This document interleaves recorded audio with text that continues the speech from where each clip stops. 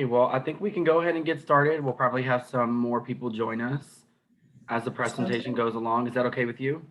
Yeah, sounds good to me. Awesome. Well, hello, everybody. For those of you who are just joining us, my name is Dylan. I'm an admissions counselor at the Tulane School of Public Health and Tropical Medicine. So I'm very excited for the programming we have this week for National Public Health Week because, like I just mentioned earlier, there is no greater time than now to be in the public health field, to really make an impact and to be learning how public health is evolving right in front of our eyes, especially with something like a pandemic. So I'm really excited today to introduce Dr. Tanika Kelly. She's going to give you some knowledge about her journey in public health, some of the research she's worked on. We will have time for questions. Feel free to share your name and where you're watching from right now in the chat. And then throughout the presentation, you can ask questions. After the presentation, you'll have time to ask questions as well too. So we want this to feel like a discussion more than, a presentation. So feel free to drop those in the chat and I will go ahead and turn it over to you. All right, thank you.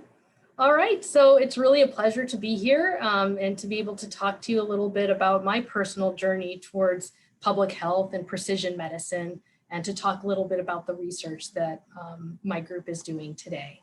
So just some biographical information about me. My name's Tanika Kelly. I'm a professor and the vice chair of epidemiology at the Tulane University School of Public Health and Tropical Medicine. I also serve as the director of the Center for Public Health Genomics. So I've been on the Epi faculty since January 2009. In this capacity, I instruct two of our courses, genetic epidemiology and meta-analysis. I advise doctoral students, masters of science students, and masters of public health students, and I carry out research. So my research focuses on identifying genetic and other molecular mechanisms underlying cardiovascular disease and its related risk factors. So towards the end of this talk, I'm going to be talking a little bit about my research in this area. But first, I'm going to talk to you a little bit about how I got here. So I'm going to date myself. My journey to public health really started in Chicago in the 1980s. I was born to a blue-collar working class family on the north side of the city in a little area called Rogers Park. I'm a product of the Chicago public school system, but we did move to Evanston, Illinois, just a little bit north of the city where I went to high school. So just to set the scene, Chicago, if you think about Chicago in the 1980s, probably the first things that come to mind are some famous movies. Here's a little thing from the Blues Brothers that was a hit in the early 1980s.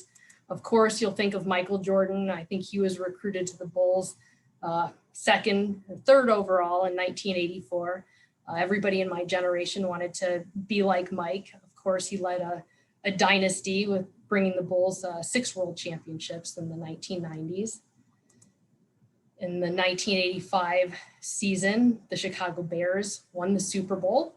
I was too young actually to remember the Super Bowl. I think I was like 6 years old when they won, but I distinctly remember the Super Bowl Shuffle, which was a hilarious rap song that the Bears produced. And I think it was like really a hit on the billboards. I highly recommend you Google this if you haven't seen it. It's just a hilarious tribute to the 1980s. And of course, Chicago was home to all of those classic John Hughes films, such as 16 Candles, The Breakfast Club, and this is a still here from my favorite, which was Ferris Bueller's Day Off. So if you haven't seen that, it might be worthwhile to check out. But of course, this talk is not about Chicago pop culture in the 1980s, right? This is about the journey to public health, how I got from there to here. So unfortunately, the 1980s was also, there was an unfolding public health crisis going on. And I think pretty much everyone in my generation was touched by the AIDS epidemic in the 1980s. And it really shaped my thoughts about public health and really directed my career. So just to give you guys some background, if you don't know much about this epidemic, in 1981, some physicians in San Francisco, in New York City, started noticing young, healthy gay men who were getting sick and dying from things like pneumonia and cancers that were typically identified in individuals with compromised immune systems. Of course, this was related to acquired immune deficiency syndrome, which was first described by the Center for Disease Control and Prevention in 1982. So by the end of 1982, there were actually only about 1,640 reported AIDS cases in the US and about 626 deaths. By 1983, human immunodeficiency virus was identified as the virus that causes AIDS. By the end of 1983, the number of reported cases had almost quadrupled to nearly 5,000, and there had been 2,137 deaths in the United States. By 1985, the Federal Drug Administration approved the first HIV screening test. By this time, the reported cases had totaled over 23,000, and there have now been more than 2,659 deaths from AIDS. 1987 was really when the first effective treatment for HIV/AIDS was approved by the FDA, and this was AZT. Of course, AZT was, while it did increase lifespan living with AIDS, AIDS was still a death sentence. It wasn't enough to maintain and control the virus at that time. So by the end of 1987, there had been over 71,000 cases of AIDS reported and over 41,000 deaths from this disease. Over the entire decade, between 1980 and 1990, there were over 200,000 AIDS cases and over 122,000 deaths from AIDS. The slide here depicts a candlelight vigil that was held in Chicago in April of 1990. Second to the left, you'll see Danny Sotomayor. He was an AIDS activist who helped to create the Chicago chapter of ACT UP, which is the AIDS Coalition to Unleash Power. ACT UP was a grassroots organization that was formed to bring attention to the AIDS crisis that was unfolding nationally and actually globally, though it was a national organization. So why was this important? Why was activism so important in the AIDS epidemic? Well, unfortunately, there was a lot of stigma surrounding AIDS.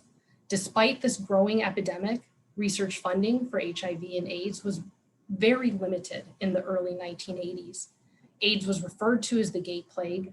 Homophobia and stigma towards intravenous drug users, another group that's been affected by AIDS, made media outlets and politicians reticent to even discuss AIDS, let alone fund AIDS treatment and research. So the first federal funding for AIDS research did come in 1983, but it had to be coupled with funding for toxic shock syndrome and Legionnaire's disease just to get it past congressional opponents. And it wasn't until the fall of 1987 that President Ronald Reagan first mentioned AIDS. And at this time, Congress finally did allocate about $190 million towards AIDS research funding. And I'll note that this was actually $70 million more than the Reagan administration had recommended. So as I had mentioned previously, initial progress in HIV research and prevention in the 1980s was largely driven by gay activism and community mobilization. By 1990, AIDS was being recognized by the mainstream, so that was good. And federal funding in this area was growing. However, there was still a lot of stigma. There was still a lot of stigma surrounding AIDS and a lot of challenges related to equity in healthcare. This slide here depicts a demonstration in Chicago in 1990 to really protest the inequities in the way the healthcare establishment was responding to the AIDS crisis. Last year, Rebecca Mackay wrote a wonderful piece that was published in the Chicago Magazine, sort of about the environment in 1990, and specifically about this demonstration that you see here. She said, at a time when the disease was a death sentence, when promising new treatments cost thousands of dollars a month, when insurance companies were effectively redlining gay communities, this massive public health plea for fair and adequate care was nothing less than a bid for survival. I should note that when AZT was first approved by the FDA, treatment cost about $8,000 a year. So if you didn't have insurance, a lot of people couldn't afford important and effective AIDS care.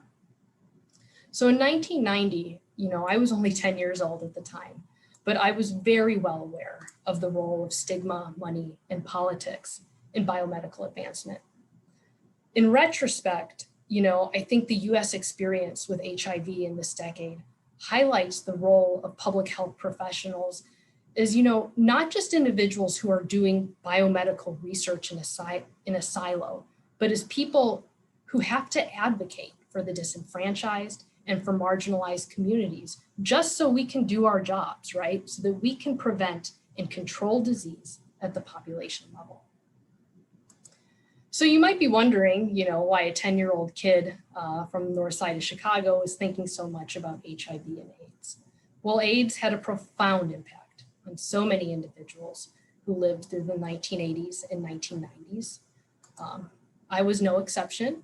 My family, we lost my Uncle Tommy to AIDS on July 14th, 1990. I remember it vividly. And what I remember most about him, he was just larger than life. He was a dancer, a singer, an entertainer. He was hilarious, the life of every party, and me and my sister loved him dearly. And he was only 50 years old when he died. He had so much more life to live.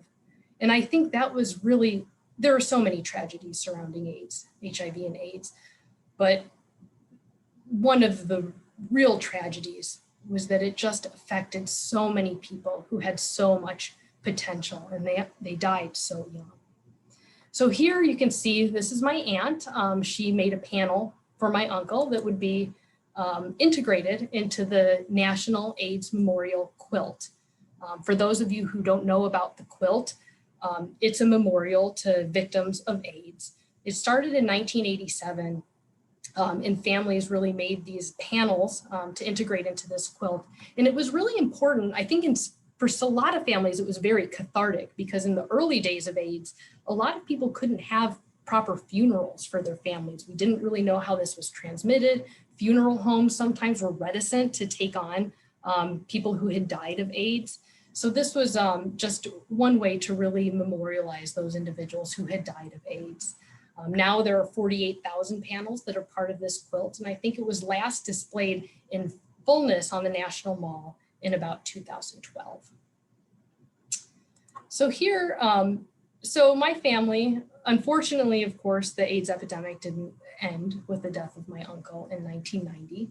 And in my family, we are not the types to just kind of sweep things under the rug and move on with our lives. We're really sort of the long suffering types. So here you can see, this is at the AIDS Walkathon in the fall of 1990. I'm the short person with a bad perm in the front here with my family. We were at this walkathon to raise funding for AIDS research and AIDS care. My mom had finished nursing school in the mid-1980s, and she had taken a job doing AIDS nursing at the time, and she was doing home health care, which essentially was hospice care for people who were dying of AIDS.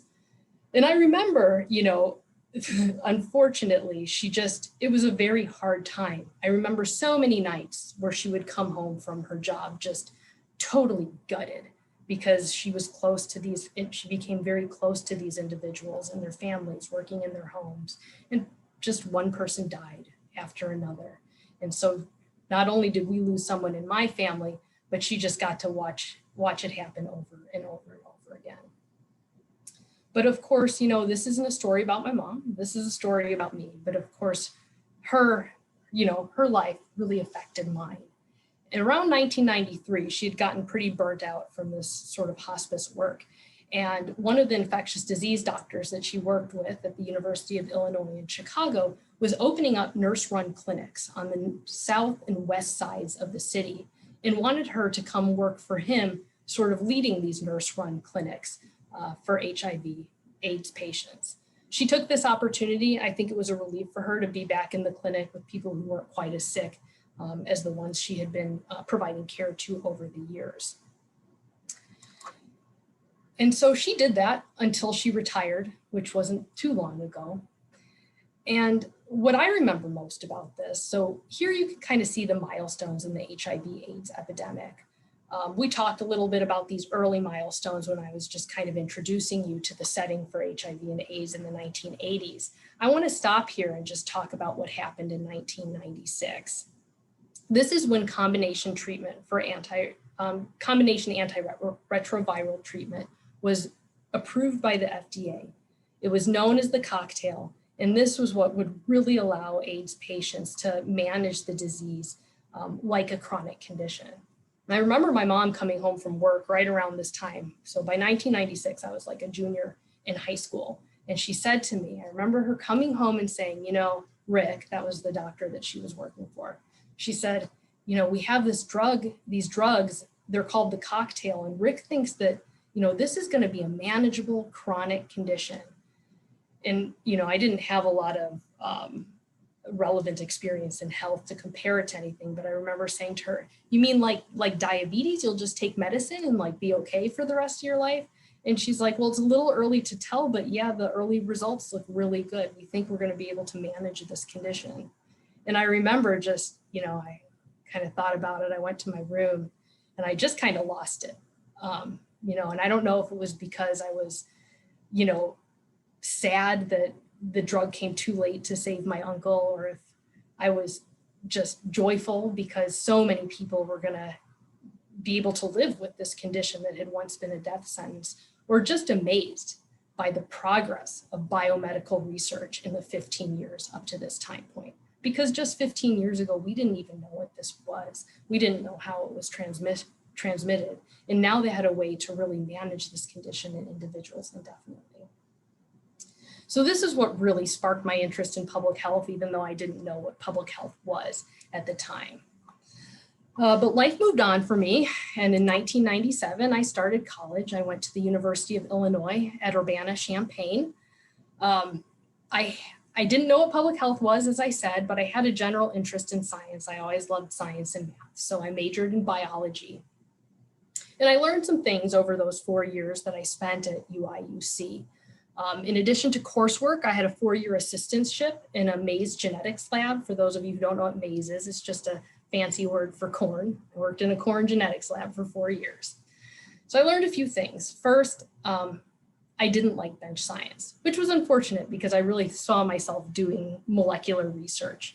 But working in the lab for all that time, I realized it wasn't for me. I also spent some time working in cornfields. I found out that I'm terribly allergic to grass and I am very prone to sunburn. So working in cornfields also not for me. However, I found that I loved genetics. It was terribly fascinating. And this was a great time for individuals who were interested in genetics because a genomics revolution had arrived. Here you can kind of see a timeline of advances in genetic research. Before 1990, really not too much had happened.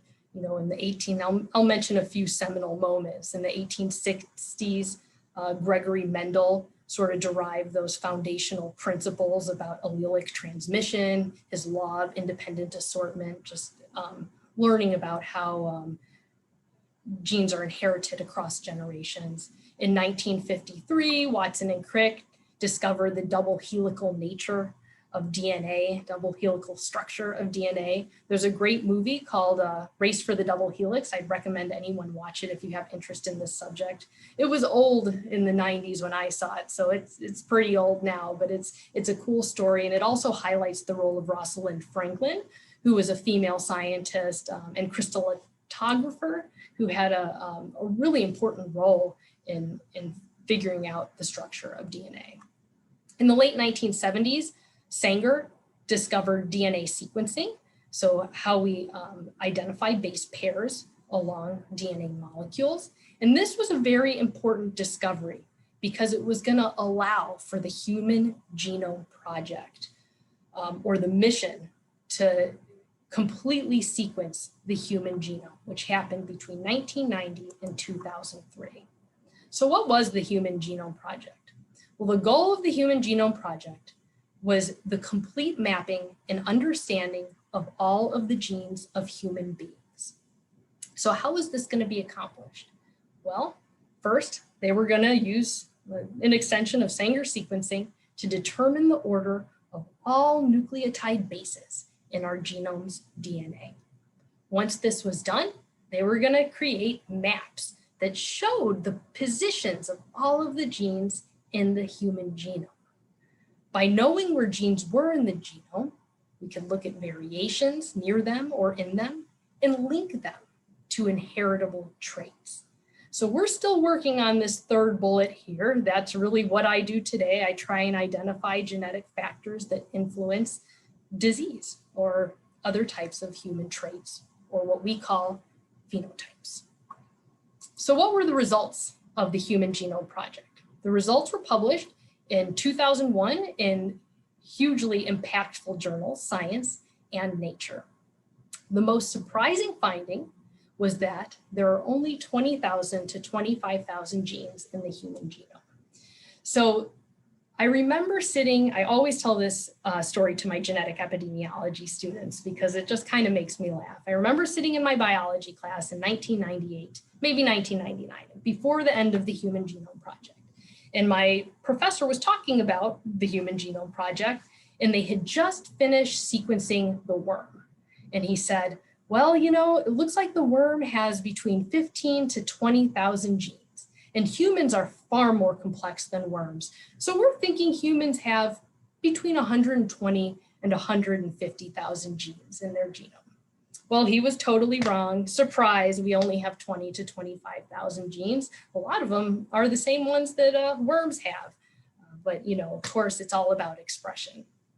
There were some other noteworthy accomplishments of the Human Genome Project that I would be remiss to not mention.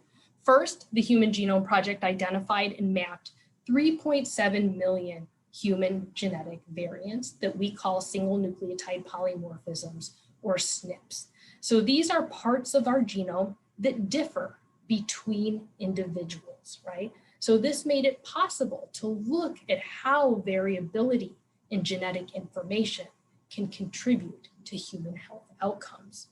They created much higher resolution genetic maps than had previously been available.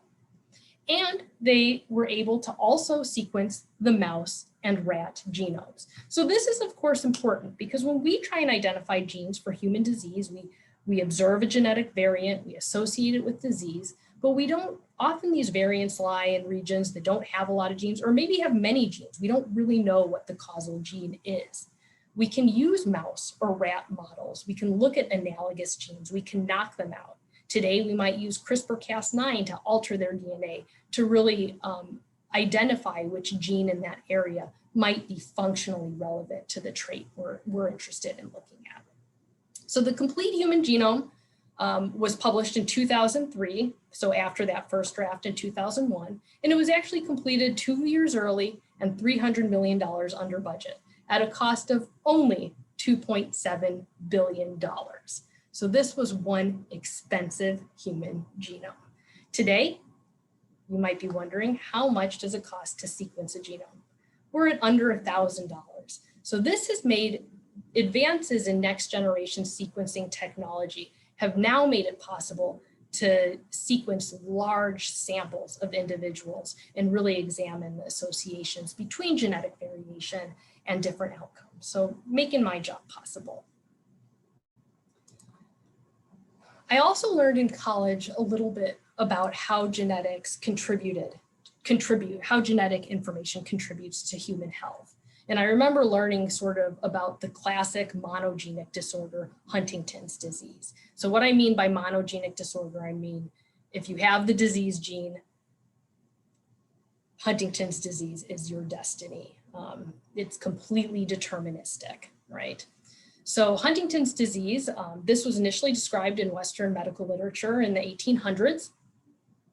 In 1983, investigators used linkage analysis to identify a region on chromosome 4 that seemed to be co-segregating with disease across families. So they noticed that people who,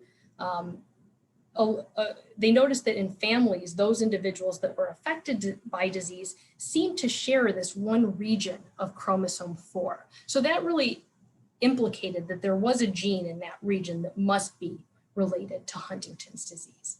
It was about 10 years later that the causal gene for Huntington's disease was identified, known as the HTT gene. And in 1997, they noticed differences in the protein that this gene encodes between individuals with the normal genotype and with the Huntington's disease genotype. So this was just terribly interesting to me and really sparked my interest in how we could use genetic information to better understand human health. But at the time I was graduating, I received my Bachelor's of Science in 2001, and I did not know what to do with myself. I didn't have much interest in bench research. As I mentioned, I worked in the lab for 4 years, and I wasn't too into that. And I also didn't want to do direct patient care. I think I had kind of seen enough of that just in my own personal life. So I didn't really know what to do moving forward. And I took a couple of years off. I lived in Chicago. I worked. I had a pretty wonderful time, but I knew that I wanted to do something else. And I remember one day just kind of lamenting to my mom. I was at her house and I was like, I don't know what I want to do. You know, I always thought I'd go to graduate school and maybe do bench science, molecular research, but you know, I don't want to work in a lab, and I'm thinking about getting a master's of education, maybe teaching science or math to high school students, but I don't know, that doesn't really seem right either. So my mom said to me, she's like, you know, Rick always has these public health students coming into our clinics, getting data and doing research and analysis. I think you should look into public health. They really remind me of you. So I thought, okay, I'll take a look. Let me look into public health. So I did some Googling, looking up different areas of public health. And I started reading about epidemiology. So that was like the hallelujah moment, right? It was just so interesting to me. It was like everything I never knew I always wanted to do. So I decided, all right, there it is. I'm going to apply to Masters of Public Health programs. So I applied to UIC, that's the University of Illinois in Chicago, which is the only school of public health in Chicago. And kind of on a whim, I applied to Tulane. I had visited New Orleans in my younger years and really enjoyed it. When it came time to make a decision, I visited Tulane. And what I really liked about Tulane was that it just had a really personal atmosphere. I got to meet with a lot of the faculty members who just had very open door policy. I loved my undergraduate experience, but my classes were huge. I had 600, 400, 500 kids in a class, and I thought UIC might also be that way. So I made the decision to just move down to New Orleans and pursue a career in public health. So I arrived here in 2003. To pursue an MPH in epidemiology. And my concentration, of course, was infectious disease because of that experience I had with HIV and AIDS in my life. But in 2005, I stayed here and I started working on my PhD. And this time I had a concentration in genomics and cardiovascular disease. So how did I make that leap from infectious disease to genomics and cardiovascular disease? I was young, and honestly, I was just interested in research, and I really wanted to focus in my MPH program and take any opportunity that would come my way. So in addition to just the coursework and the didactic training, I was really up for getting hands-on research experience. So there were an abundant amount of opportunities in the Tulane MPH program. I applied for an internship, which I guess today would be like a practicum experience for MPH students. And took a summer job at the National Center for Health Statistics. And I was analyzing trends in influenza and pneumonia over the past decade. There, I learned a lot about how public health works at the federal level. It was a great experience. I learned also a lot about our national surveillance systems. I was also very interested in getting more analytic experience during my MPH program. And so I talked to our academic administrator, Therese. She told me we had a liaison with the Office of Public Health who she could put me in contact with. We actually still have someone that does this today. So they put me in touch with someone named Dr. Tree Tran, who is doing data analysis for the Louisiana Pregnancy Risk Assessment Monitoring System. And I started analyzing risk factors for lack of prenatal care in the Louisiana population. I also took a job working on the chronic renal insufficiency cohort study.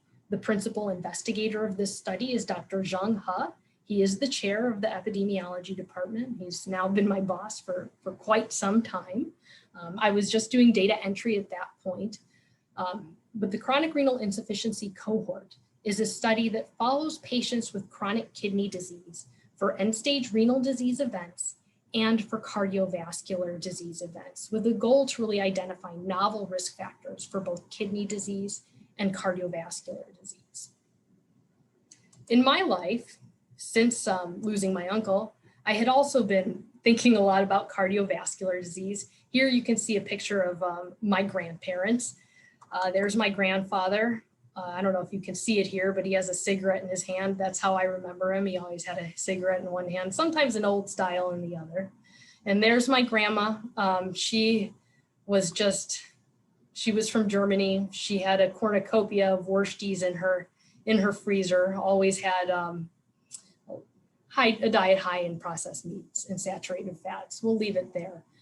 But in the time since my youth, my grandfather passed away. He had died of stroke while I was just after I finished college. My grandma had a heart attack. She was suffering from heart failure and did eventually die from coronary heart disease after I graduated. They both did live very long and fulfilling lives. But I was thinking a lot about cardiovascular disease at that time, thinking, well, was it their diet, their penchant for cigarette smoking, alcohol drinking that caused their poor health in their late life, or was it due to genetic factors? Am I doomed to have atherosclerosis in my life?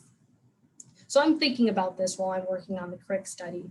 And Dr. Huh, our department chair, says to me, I have this study looking at trying to identify genetic factors for blood pressure responses to dietary sodium intake. Do you think you'd want to do a PhD program here with me? This was like perfect, right? Because I love genetics. I was interested in cardiovascular disease. So I thought, this is great. So I decided, yes, I'll stay. And it was a great decision. Zhang is an amazing scientist. The work that I've been able to do with him has just really made my career so valuable to me.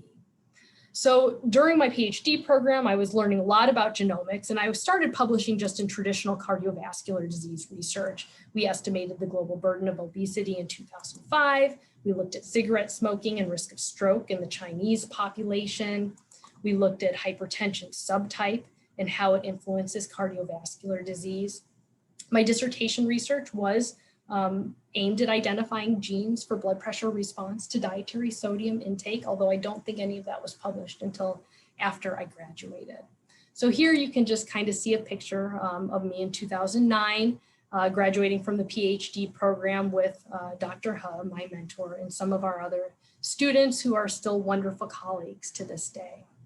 So after I graduated, I started as faculty and just went full time into multi-omics research of cardiometabolic health. So what do I mean by multi-omics? I've talked a lot about genetics, but I really haven't talked about other levels of biological variation yet. Some of you who have a biology background might be familiar with the central dogma of biology, right? DNA is transcribed to mRNA, which is translated to proteins, right? If we want to expand on that, those proteins might act with other biochemicals to produce metabolites that might have some impact on health. So my research now focuses on all of these different levels of biological variation. We carry out genome-wide association studies, so we can look at all of those 3.7 million variants that I was talking about earlier and test their association with cardiovascular disease and related risk factors. We just do a single test for each one of those variants. We can look at gene expression, conducting transcriptome-wide association studies.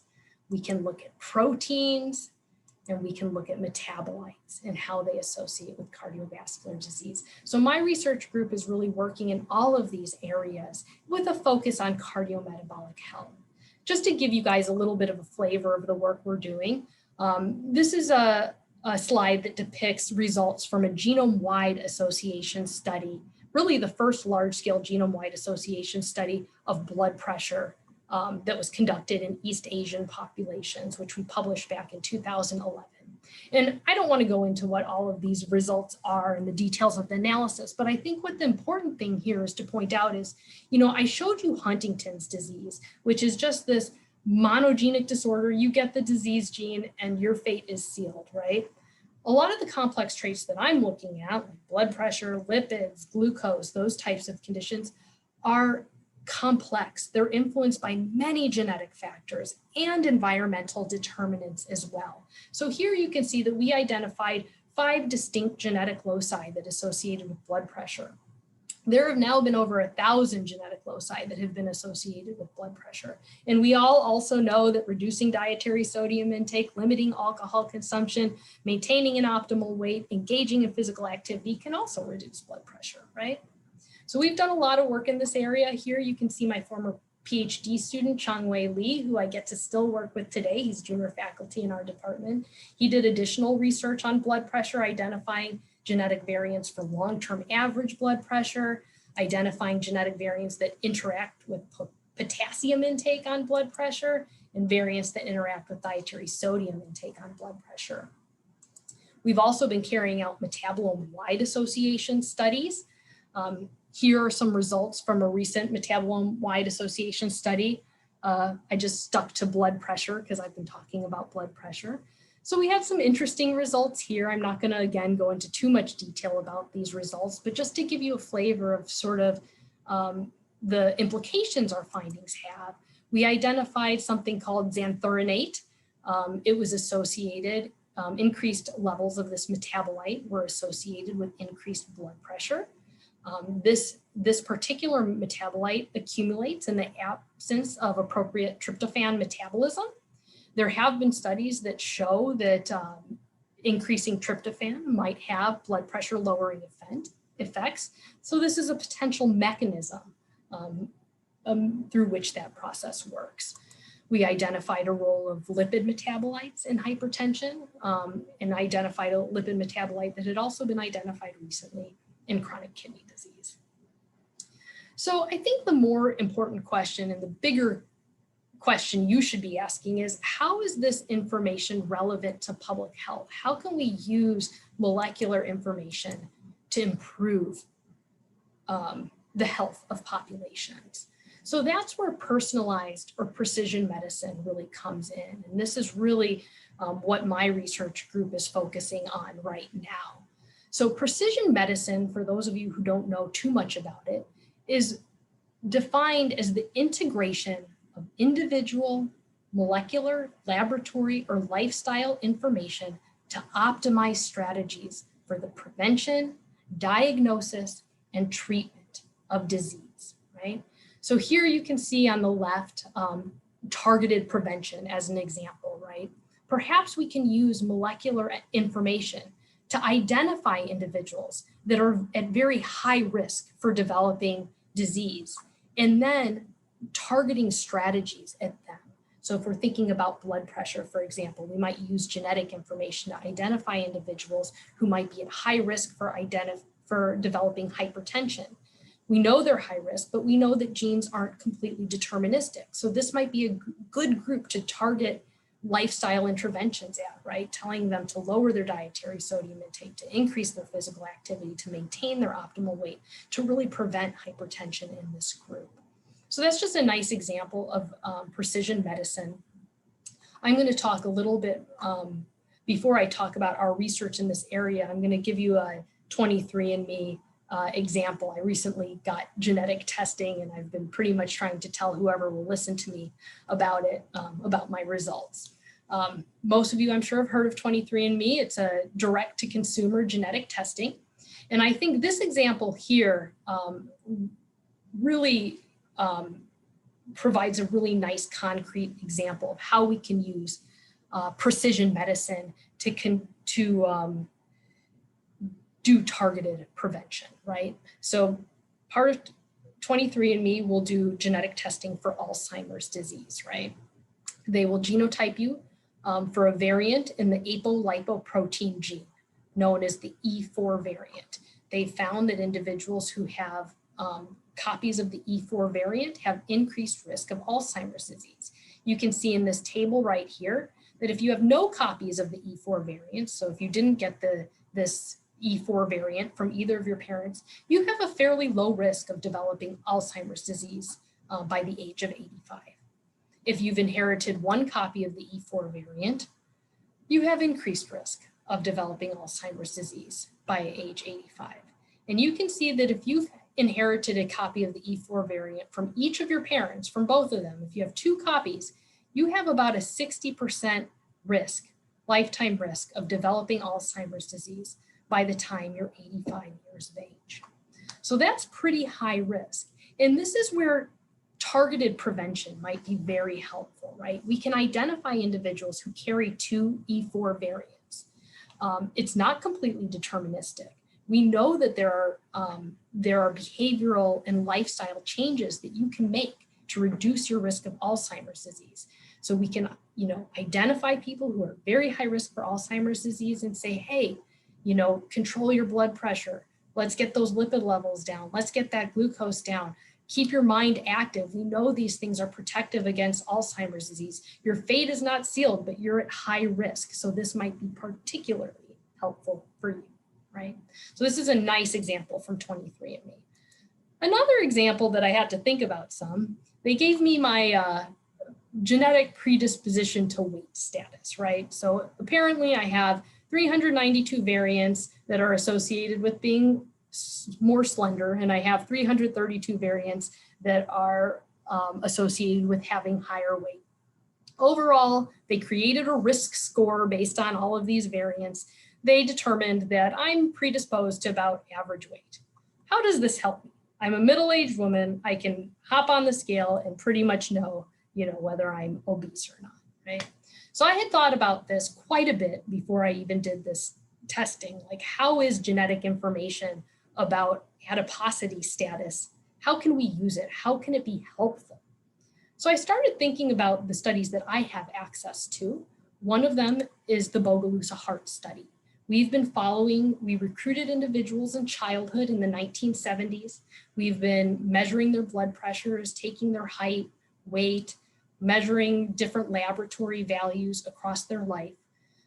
It's a rich resource for molecular information. We have genome-wide genotype data, we have metabolomics data, we have methylation data, all sorts of great data on these individuals.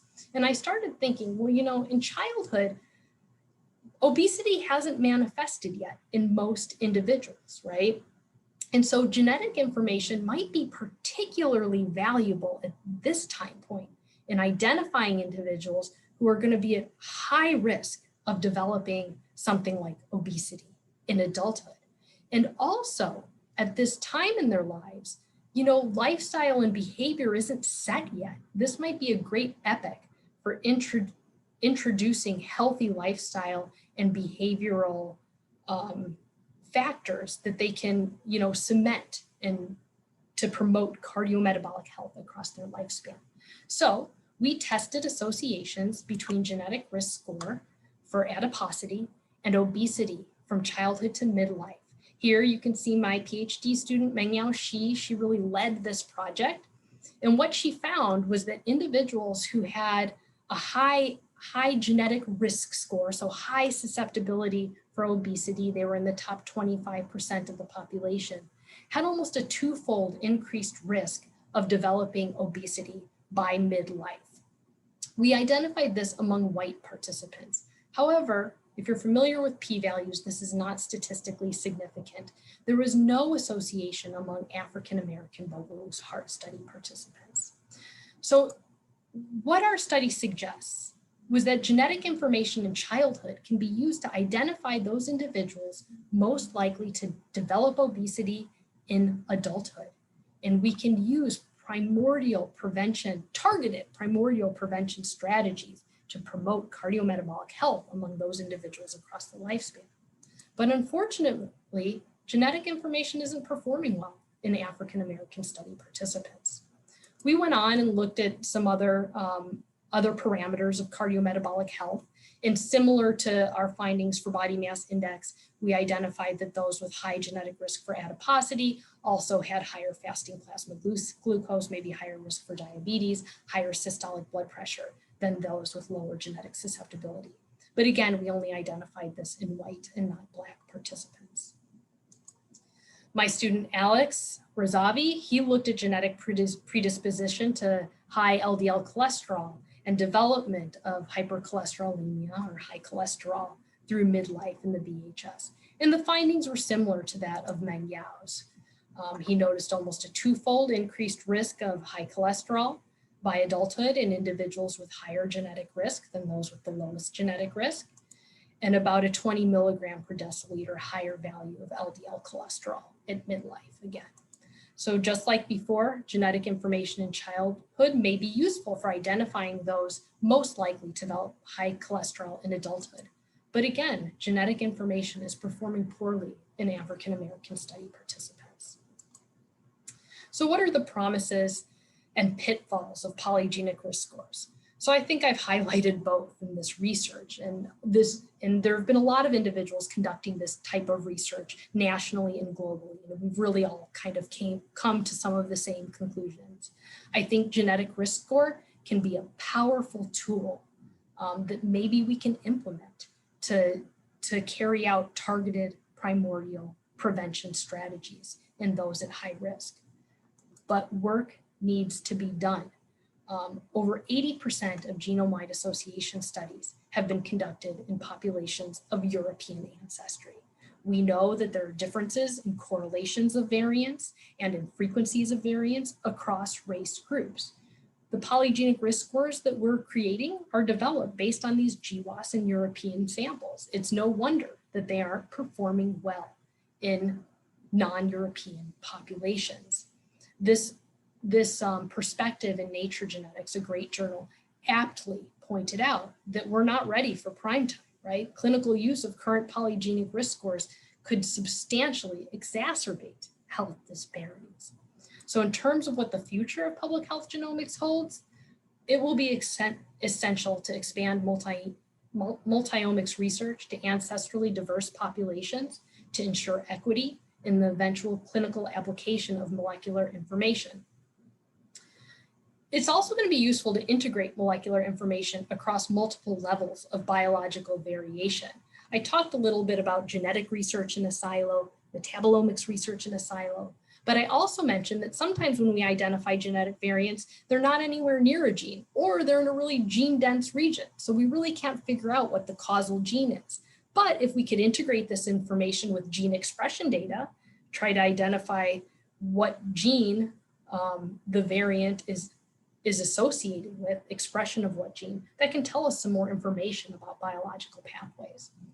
In addition, artificial intelligence and machine learning are emerging tools that have potential to dynamically and simultaneously assess the genome and the phenome to best predict and diagnose disease and optimize emerging precision medicine strategies. So I've been very lucky to work within the Tulane Center for Public Health Genomics with such a bright group of young scientists. Hopefully I've been able to mentor them and teach them something. They've taught me a lot as well. Together, we work to improve the health of individuals and populations through discovering precision health solutions to the diagnosis, prevention, and treatment of human diseases. So I'm going to kind of stop here just to maybe make a closing comment. You know, we all have different journeys to public health and different tragedies maybe that affected us. I think I told you some of my sad stories here. By the time you get to my age, you'd be unusual, right? If you didn't have a sad story. The real value for me in public health has been, you know, to use that tragedy as motivation to help other people, maybe enable people to not have to suffer the same fate that we've suffered, to promote health. And it doesn't matter if you're doing cardiovascular disease research or cancer research or infectious disease research, we're all in the same boat. We want to promote public health. We want to ensure high quality lives of the people in our nation and across the globe. So anyway, I'll end it there, and I'm really happy to take, you know, any questions. Thank you for that. That was incredibly interesting. I think you've done so much in really a short amount of time, which is really awesome to see, especially for people who are new to public health. So while we wait for any questions in the chat, please feel free, everyone, to post those in the chat. Can you maybe share a piece of advice of if there are people watching that want to get into the field of public health in any facet, but they haven't had the opportunity yet? How do you suggest they go about getting that first internship or opening themselves up to the field of public health? Mhm. So, I think if you're a prospective student and you're coming in, you're about to start a public health program, at least at Tulane, the opportunities are abundant. I think the greatest thing for me as a public health student was, in addition to taking that, foundational coursework that you need, it was getting that hands-on experience, because it makes those theoretical concepts that you learn in class really come to life, and you understand, oh, that's why this is an issue. That's why this is important. So take the opportunities as they come. Within the Tulane Department of Epidemiology, we have like 33 active research projects. Faculty are always looking for students to help them with their research. Be open-minded. Maybe you came in interested in infectious disease, but someone has an opportunity in cardiovascular disease or cancer. Take it. You never know what you're going to learn and how it's going to impact your life and the trajectory of your career. So just take those opportunities. They're everywhere. You can cold email people. If a student emails me and I don't have a job for them, if they've sent me their resume, I pass it on to my colleagues that I think do have positions. So don't be afraid to reach out to the faculty. We love working with students. My favorite part of my job is doing research with my students. So I would just recommend reaching out and taking every opportunity you can. Absolutely. We have a question from Rosemary. Sorry, I didn't notice your question sooner, but the question is, do you have any hypothesis about why there is racial difference in genetic predispositions? Yeah. Okay. So I talked a little bit about this, but it was kind of fast. So when we calculate genetic risk, it's based on genetic variants that have been identified in previous large-scale genomics studies, right? The problem with previous large-scale genomics studies is that they have been predominantly conducted in European populations.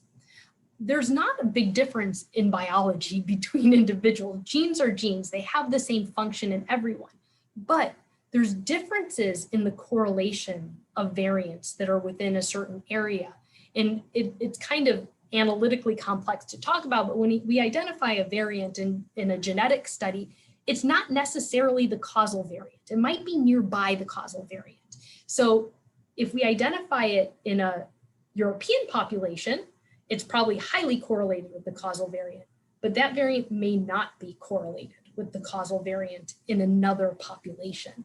So our risk scores just aren't working well because all of the variants that are comprising these risk scores have really been identified in European populations. So we really need to have non-Eurocentric models of GWAS being conducted. And there's a lot of effort going into that now. I think the National Institute of Health has just recognized this as a huge problem. And we're really moving forward trying to work in this area so that when this is ready for prime time, we can equitably apply molecular information. Thank you. We have another question. You mentioned working in silos. What are some ways genetic epidemiologists can work with other public health professionals, particularly in community health? Wait, sorry, can you say that again? So what are some ways genetic epidemiologists can work with other public health professionals? And then they mentioned specifically in community health. Mm-hmm. I think that there's a lot of work to be done. First of all, in terms of engaging individuals in molecular research, just when we're carrying out studies, there have been a lot of problems. There's a lack of trust in some communities about research efforts, and particularly with genomics research. So I think we need to reach out to all communities across the country and really talk about, genetic information and how we want to use genetic information so that we can really engage everyone in the research that needs to be done so that we can, promote public health and conduct equitable research. I don't think the research in genetics is quite ready for prime time, though we're getting close, right? So we can engage. There's some people that are doing really great clinical trials. There's a guy named Robert Green who's been doing randomized controlled trials about genetic information for Alzheimer's disease. So he's did a randomized controlled trial where he was randomizing people to genetic testing for apolipoprotein E4, right? To see if people would actually change their behaviors if they found out that they did indeed have the high-risk genotype. So we can work with clinicians to really do these randomized controlled trials that are going to be necessary if we want to implement genetic information in the clinic, right? We need to make sure not only will genetic information change behaviors, is it useful, will it actually change behaviors, but will it not cause too much anxiety or too much stress in individuals' lives? So we need to engage not just people in the community, but other medical researchers to start conducting the clinical trials that we need done and engaging the communities in those trials as well. Thank you. Well, I think that is all the questions in the chat. Let me just do one more scroll. Is there anything else you want to leave our viewers with before we end? I don't think so. I just want to, thank you for inviting me here today and letting me tell my story to everybody. It was a real honor and pleasure. Thank you so much. We did record today. So I will have this as a YouTube link. I will share with all of you who attended, and you guys will get the links from our other sessions this week if you weren't able to attend. So I just want to say a thank you to you, Dr. Kelly, and to everyone who joined us today. Feel free to go to our website to look up the rest of the events for this week, or you can go to our Instagram, which is Tulane SPHTM, and a link in our bio has all of our events for the rest of the week. So I hope to see you guys soon. Thank you. Bye-bye. Bye.